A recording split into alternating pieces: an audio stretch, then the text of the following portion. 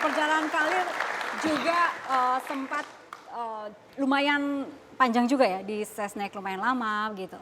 Ada cuplikannya yang ingin kami perlihatkan? Berikut ini. Oleh karena itu, dengan memperhatikan ketentuan pasal 8 Undang-Undang Dasar 1945 dan setelah dengan sungguh-sungguh memperhatikan pandangan pimpinan Dewan Perwakilan Rakyat dan pimpinan fraksi-fraksi yang ada di dalamnya, saya memutuskan untuk menyatakan berhenti dari jabatan saya sebagai Presiden Republik Indonesia terhitung sejak saya bacakan pernyataan ini pada hari ini, Kamis 21 Mei 1998. Peristiwa ini menjadi salah satu sejarah yang sampai sekarang masih terukir begitu, Bang Yusril. Ceritanya gimana behind the scene ya? Yang kita tahu hanya Pak Harto membacakan itu begitu. Tetapi sebelumnya penyusunannya dan lain-lain pidatonya seperti apa? Iya, yang terakhir itu sebenarnya tidak sendirian. Beberapa tokoh juga terlibat, antara lain Pak Sunarto Sudarno, Pak Bambang Kesowo, Pak Syafruddin Bahar, itu sama-sama menuangkannya itu dalam naskah pidato pernyataan berhenti Pak Harto itu. Tapi sempat alot nggak pembuatannya? enggak sebenarnya. Jadi pada waktu kabinet terakhir Pak Harto itu, saya sudah memprediksi bahwa keadaan itu akan terjadi seperti itu. Ya. Pada waktu Pak Harto akan menghadiri pertemuan di Kairo, itu saya sudah menulis satu risalah yang diberikan kepada kalangan TNI, bersiap-siap menghadapi kemungkinan yang paling buruk. Ya. Seandainya Pak Harto itu tidak punya pilihan lain kecuali harus mundur. Nah, ternyata memang ketika Pak Harto pulang ke tanah air, situasi itu sudah sangat mencekam, demonstrasi di mana-mana ketika Pak Harto sudah pulang dari Mesir. Dan pada waktu itu memang ada keinginan membentuk komite reformasi. Jadi datanglah beberapa orang diundang ke istana, Pak Nurholis Majid, Pak Gus Dur, Pak Kiai Ali Yafi, MH Aidon Najib, dan lain-lain. Saya juga diundang juga ke situ. Kita mengadakan pertemuan dan menyarankan supaya dibentuk komite reformasi. Dan saya mengatakan, Pak, inilah saat yang paling tepat Pak Harto mengundurkan diri. Itu saya katakan dalam rapat itu. Iya, saya memang sudah mau mundur. Cuman bagaimana keadaan ini harus tetap terkendali. Begitu. Jadi waktu itu pikirannya adalah kita membentuk komite reformasi itu sebagai transisi. Sampai dibentuknya satu pemerintahan yang baru. Nah, tapi ternyata upaya untuk membentuk komite reformasi itu tidak berhasil dilakukan. Dan yang paling mengenaskan adalah pada malam tanggal 20 itu terdengar isu bahwa sejumlah menteri mengundurkan diri. Dan menjelang maghrib Pak Harto panggil saya dengan Pak Saadillah Mursyid di rumah beliau di Jalan Cendana, mengatakan, ya tadi saya dengar begitu, tapi saya sudah cek sama mbaknya, katanya. Maksudnya mbaknya itu Mbak Tutut, maksudnya Mbak itu tidak betul. Tapi ternyata kira-kira jam 8:30 malam saya keluar dari rumah Pak Harto karena bekas-bekas wakil presiden itu datang satu demi satu. Pak Umar, Wirahadi Kusuma, Pak Tri Sutrisno, terakhir Pak Habibie datang. Pas saya pikir ini pasti lama. Maka saya bilang sama Pak Wiranto, saya berdua aja duduk sama Pak Wiranto di depan. Bilang, Mas, saya mau keluar dulu, mau ngambil baju. Ya, saya pergi ke rumah Pak Malik Fajar di Jalan Pekalongan. Sampai di situ ada Pak Akbar Tanjung sama Pak Tandri Abeng. Pak Akbar bilang, Del, gimana tuh di Jalan Cendana? Orang nggak bisa masuk ke situ, kecuali kamu yang bisa masuk, katanya. Iya, saya bilang, ya Pak Harto mungkin akan mundur besok. Bang, saya bilang, apa betul menteri-menteri mundur? Tadi Pak Harto bilang itu nggak betul. Terus Pak Akbar buka jaket dan mengeluarkan amplop surat. Mengatakan, ya menteri-menteri mundur, ini suratnya. Loh, saya kaget.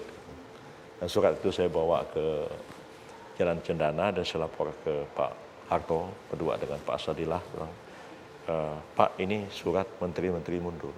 Kamu dapat dari mana, Ril? Ini dari Pak Akbar Tanjung. Pak Harto baca. Kok begini ya? Katanya. Ya sudah, kalau gitu saya mundur saja.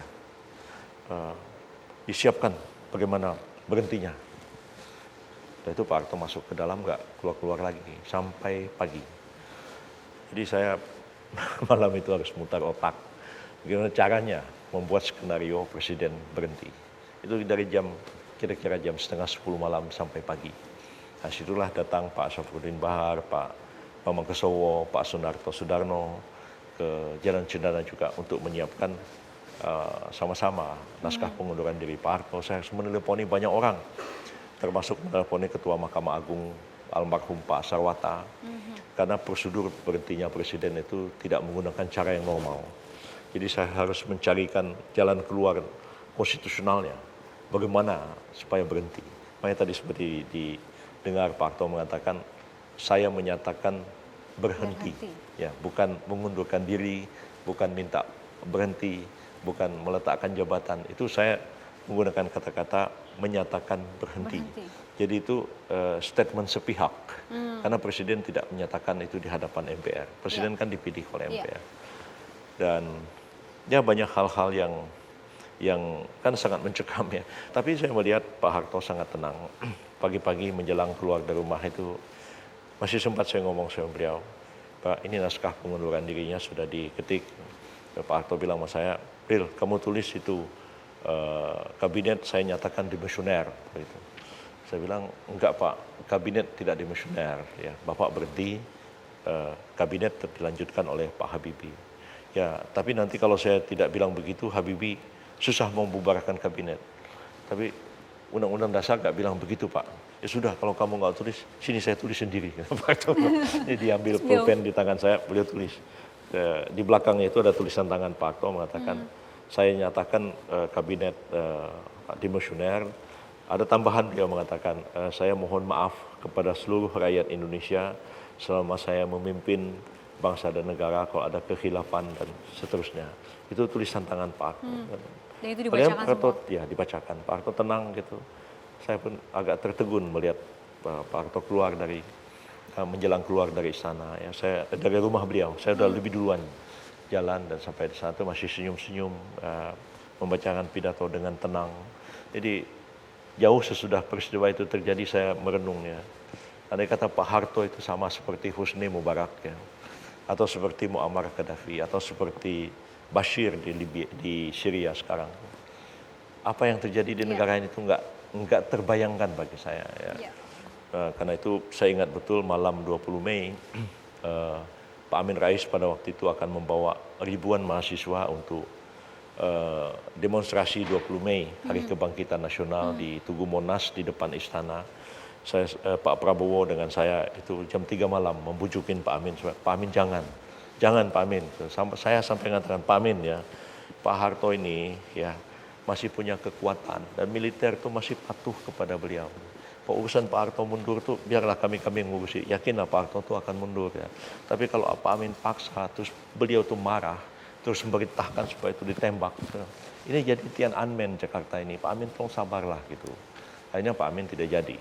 Ya, akhirnya tidak jadi demonstrasi besar-besaran itu dan ternyata memang tanggal 21 Mei itu Pak Harto mundur dengan tenang. Jadi jauh lebih berjiwa besar dibandingkan dengan Husni Mubarak, dengan Gaddafi, dengan Bashir di Suriah sekarang. Kita lihatlah, Suriah sudah hancur, rakyatnya udah tinggal tulang-tulang, kesian semua.